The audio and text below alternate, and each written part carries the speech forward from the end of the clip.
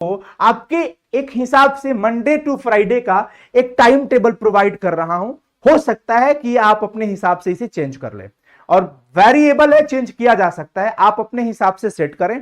देखिए हमारा मानना ऐसा है कि आप मॉर्निंग में 6 से 7 मॉर्निंग एक्सरसाइज और ब्रेकफास्ट कर लो। सुबह में उठ करके मॉर्निंग एक्सरसाइज वगैरह कर लो। मैं ये नहीं कहूंगा कि आप 4 बजे ही उठ के पढ़ो, क्योंकि अगर आप रात को स्टडी करते हो तो रात को पढ़ो ना, सुबह में, लेकिन नींद जरूर पूरा होना चाहिए। मैं ये भी नहीं कहूंगा कि सुबह 6 बजे से ही पढ़ना स्टार्ट करो। अगर आप 5 बजे उठते हैं तो 5 बजे उठ जाइए। मैं एक ओवरऑल एक समय सारणी आपके लिए दे रहा हूं जो ज्यादा से ज्यादा बच्चों पे सेट हो सके। मैं ये नहीं कहूंगा कि आप एग्जाम की तैयारी कर रहे हैं तो सुबह 3 बजे उठना बहुत जरूरी है, रात को 9 बजे सोना बहुत जरूरी है। अरे नहीं भाई, आपको रात में अच्छा लगता है पढ़ना, आपके घर का माहौल रात को अच्छा रहता है तो आप रात को पढ़िए ना। दिन में अच्छा रहता है, दिन को पढ़िए, इसमें कोई बुराई नहीं है।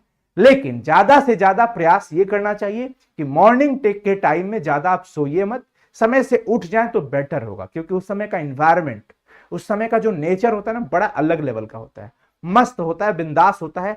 आप कॉन्सेंट्रेट होइएगा।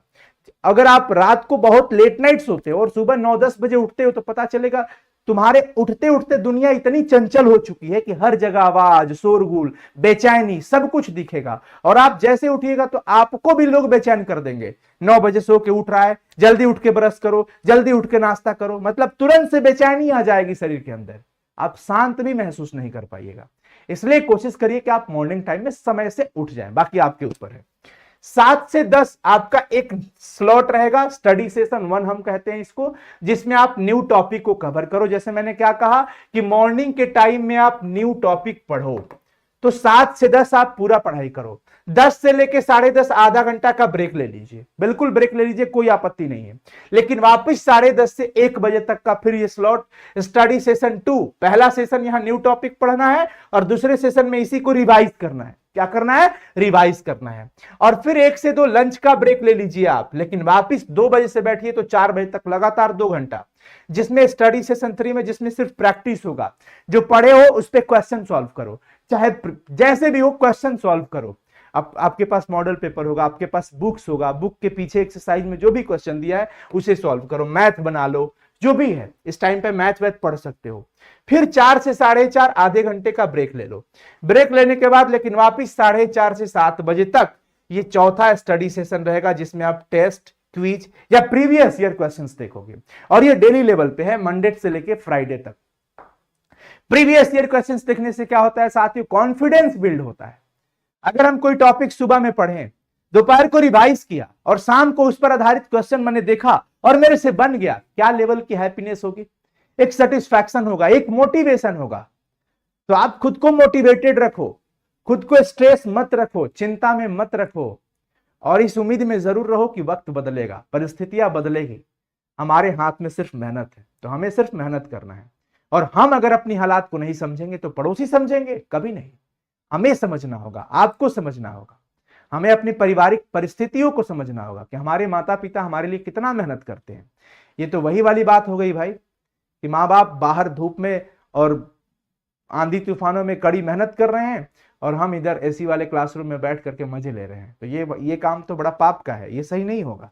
मजे नहीं, पढ़ाई करना है। 7 से 8 आप डिनर का ब्रेक ले लो। हो सकता है आपके यहाँ 8 से 9 बनता हो। जब भी आप प्रॉपर टाइम हो डिनर का ब्रेक ले लीजिए। उसके बाद लाइट रिवीजन करो, हल्का रिवाइज कर लो। हो सकता है कोई वीडियोस देखना हो तो एजुकेशनल वीडियोस देखो, जिससे कोई टॉपिक फंसा हो। जैसे हम लोग की क्लासेज रात को चलती है तो वो देख लीजिए, जैसे भी आप पढ़ाई कर रहे हैं वैसे। और सैटरडे को तो मैं कहूंगा कि पूरा का पूरा रिवीजन, वीकली जो भी आपने मंडे टू फ्राइडे पढ़ा, मंडे टू फ्राइडे जो भी आपने पढ़ा उसको पूरा रिवाइज करो। क्योंकि सबसे बड़ी दिक्कत क्या होती है, बच्चों को परेशानी होती है कि सर याद करते हैं भूल जाते हैं। इसलिए साथियों रिवीजन समय समय पे बहुत जरूरी है, रिवीजन समय समय पे बहुत जरूरी है। और ये जितने भी पॉइंट मैंने बताए हैं आपको, बहुत स्टडी करने के बाद मैं आपको ये दे रहा हूं, और आप अगर इसे पालन करके देखें, मैं ज्यादा तो नहीं, बस 2 हफ्ता अगर आप पालन करो तो आपके अंदर ना बदलाव आ जाए तो कहना मैं अपना नाम बदल दूंगा, इस बात की गारंटी देता हूं।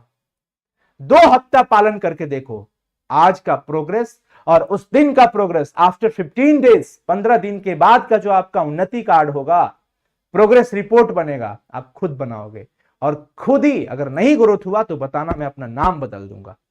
इतना दावा से मैं कहता हूं, क्योंकि हमने भी इन सब चीजों को इंप्लीमेंट किया है, हमारे कई स्टूडेंट ने किया है, जो कि आज अलग अलग क्षेत्र में परचम लहरा रहे हैं। हमें बेहद खुशी होती है और हम चाहते हैं अब आपकी बारी है, आप बेहतर करें।